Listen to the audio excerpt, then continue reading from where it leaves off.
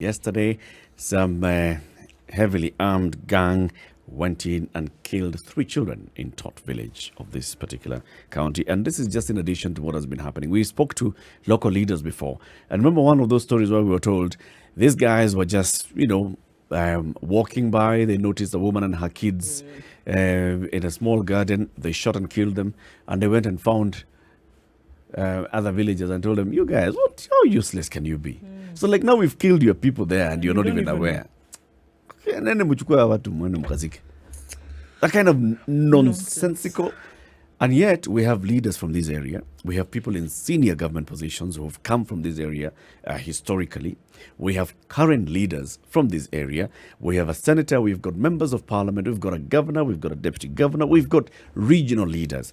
One of them is Marakwet East MP David Bowen. David Kangogo Bowen actually asked a question and was contributing to debate in Parliament just about 5 days ago. And he was saying, lack of an implementation committee is failing Parliament. The National Police Reservist is provided for under the National Police Service Act.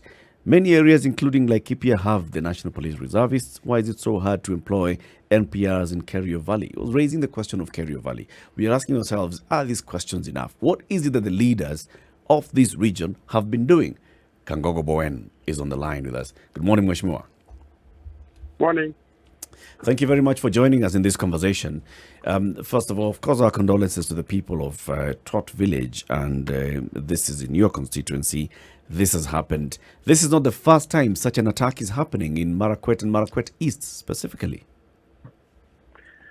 Yeah, it's not the first time this attack is happening in Kerio Valley. It is actually historical because in 2001 we lost about 71 people in what's called Mukutwa massacre. Mm-hmm.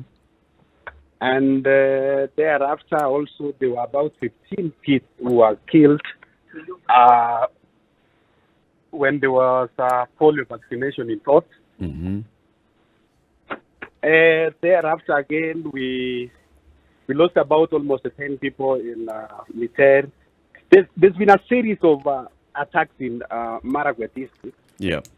And we have raised the issue both to the national government. We have said it in the floor of the House, in Parliament.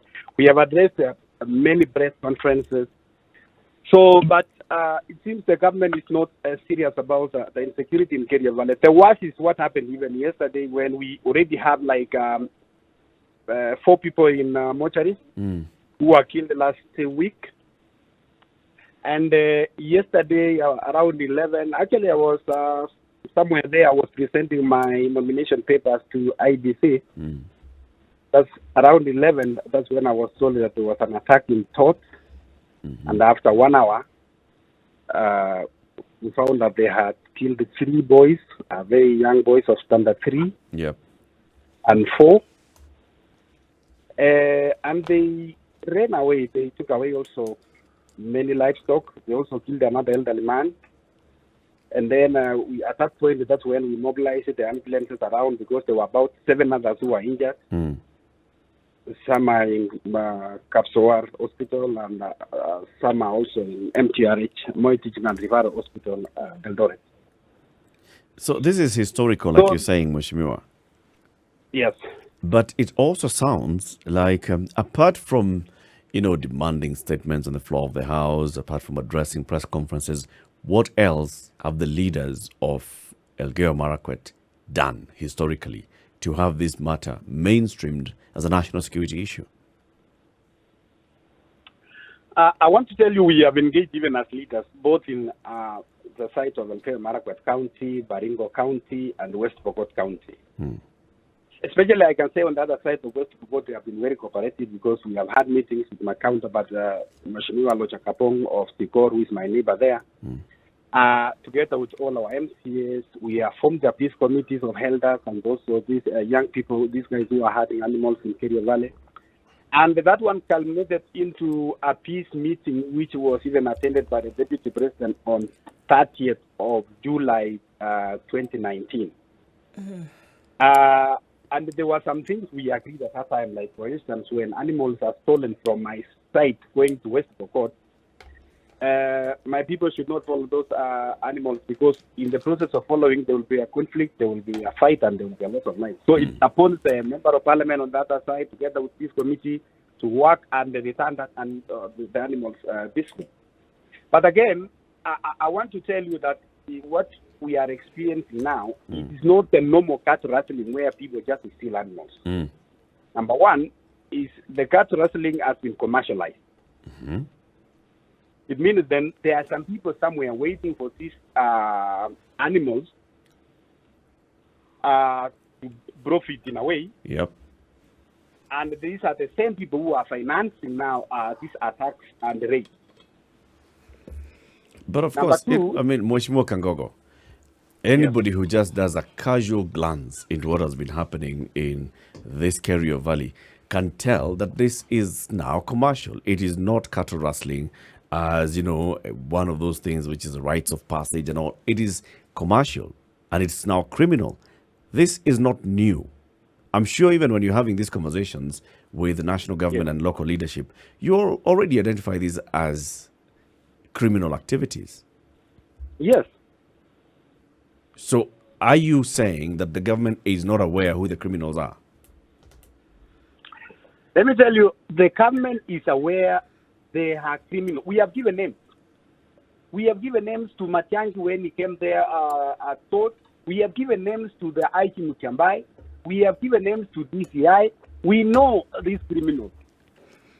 So what the government is doing is that they're just standing a blind high the view of Kerio Valley.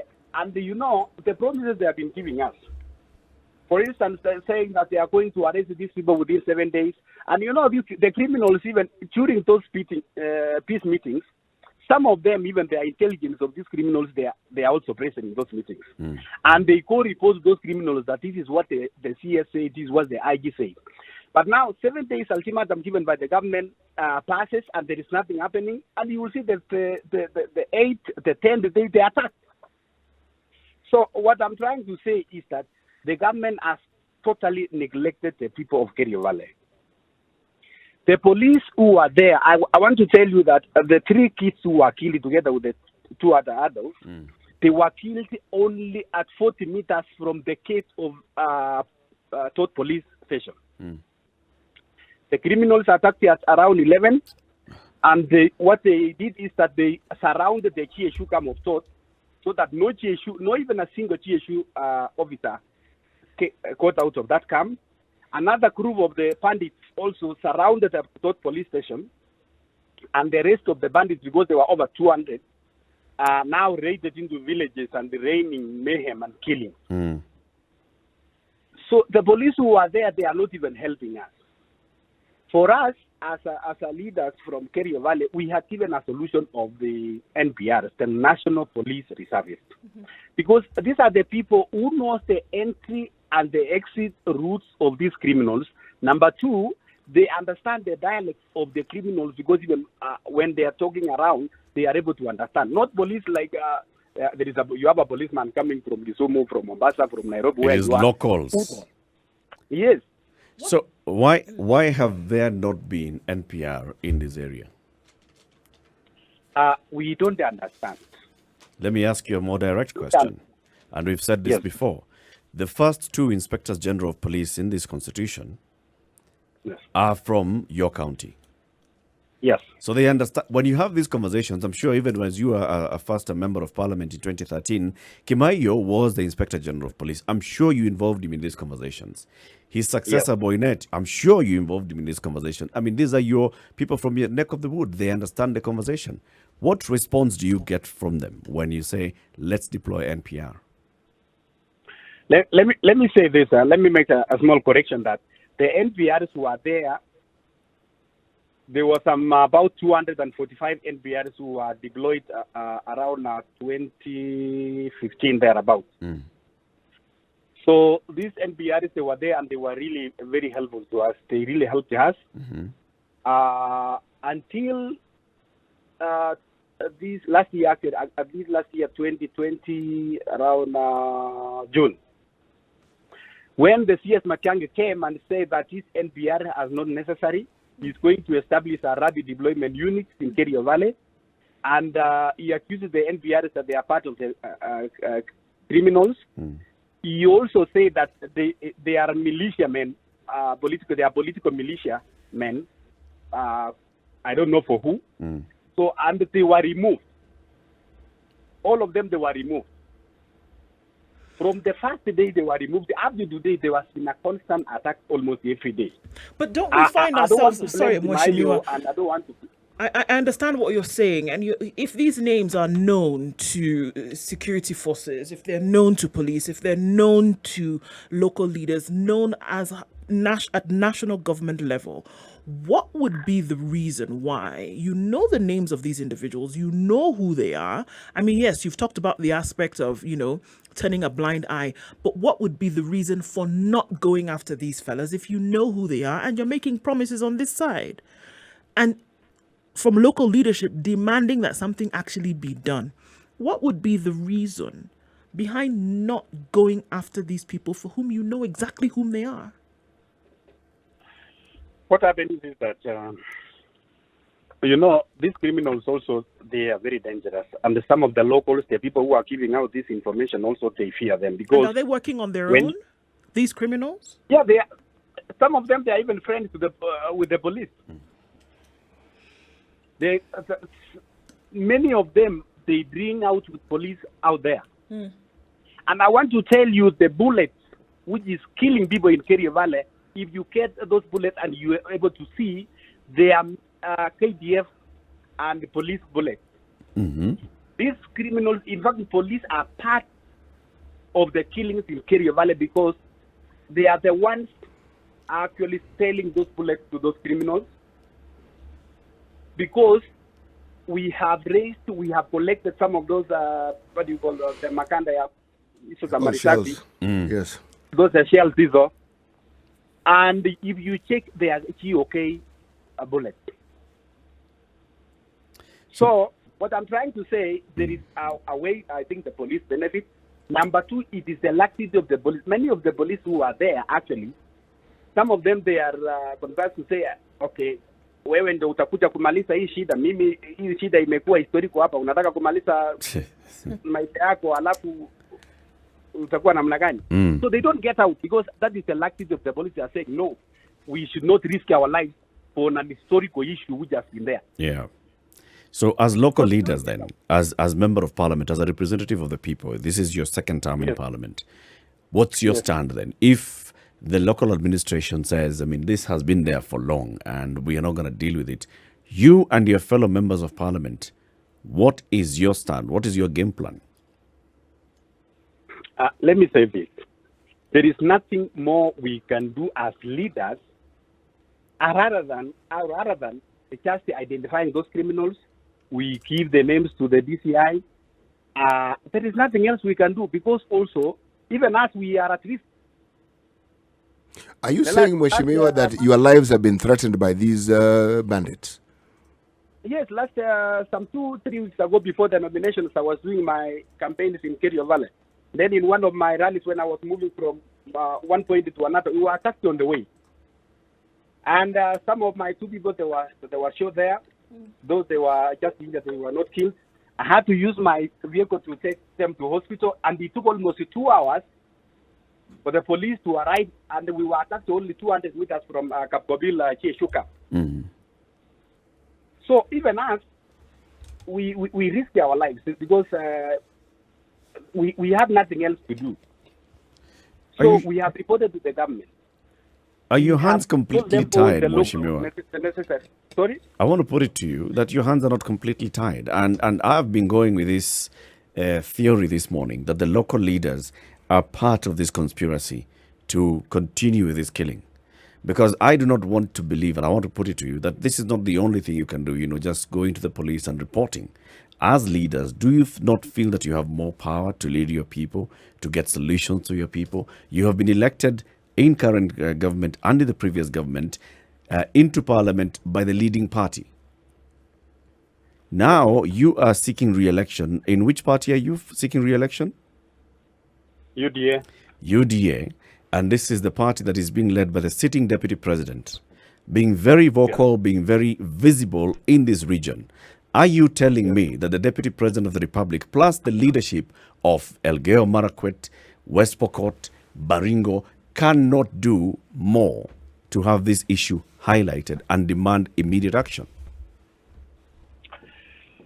Our constitution is clear.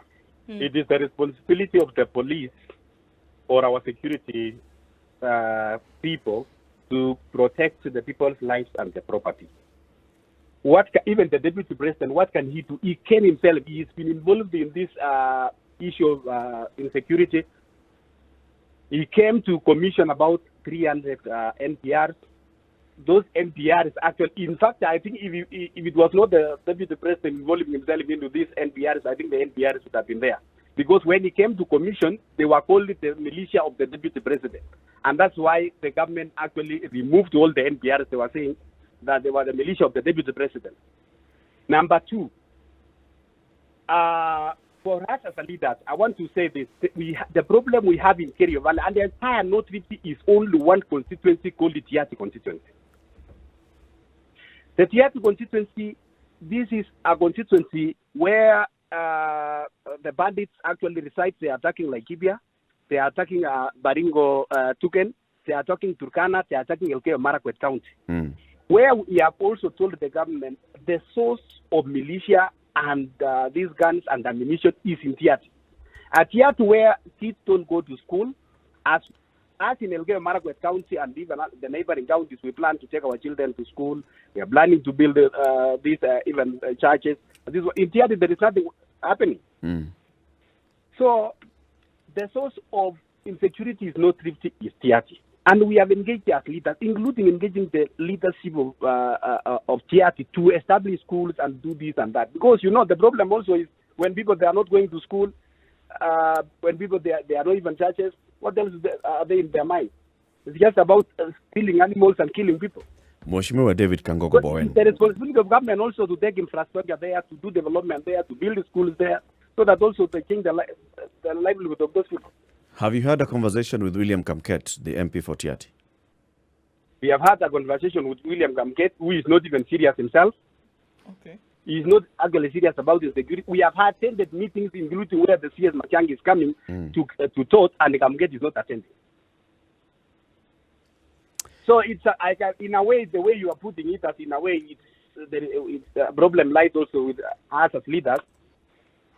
So it starts also with us. Because when we have done this with Professor Lonyangapu in West Pokot, with all our leaders, on the other side of Baringo, we are not seeing serious commitment, especially in Tiati constituency. Okay. Mheshimiwa, we thank you. Problem emanates from Tiati. We thank you very much for speaking to us this morning. We'll be following up on this particular matter to see what's happening on the ground. But again, as I finish, the problem in Kerio Valley, like I said, it has been commercialized. Number two, if you see those guys, those young kids who were killed, they were not even near animals. These bandits now, they are targeting, killing, and also like displacing people. They want to acquire more grazing land. Yeah. They are becoming now expansionists. That is the issue which we cannot even address as leaders. If the government is not, especially the president himself, must address this insecurity. Thank you very much, Mheshimiwa. Thank you for joining us as well on this conversation. We will keep tracking this conversation until we have sufficient security across the country.